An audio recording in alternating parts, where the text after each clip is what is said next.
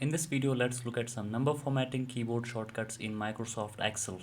To change the format of numbers from general to currency format, select the numbers, then press Ctrl, Shift and $sign on the keyboard. It will change the format from general to currency.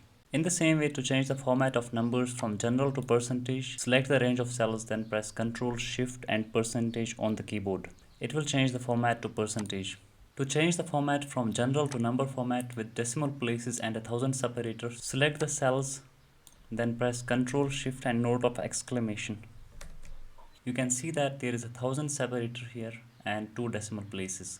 To change the format from number to date, select the range of cells, then press Ctrl, Shift and hash on the keyboard. In the same way, to change the format from number to time, select the range of cells that contain the number, then press Ctrl, Shift and @ on the keyboard.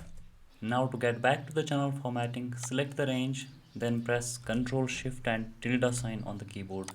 Now finally, an extra tip here: if you want to increase or decrease the decimal place in your number series, select your number series, then click on the increase decimal or decrease decimal in the number group under Home tab. I hope this video was helpful. If you like the video, please give it a thumbs up. Keep supporting, subscribe the channel. Thanks for watching.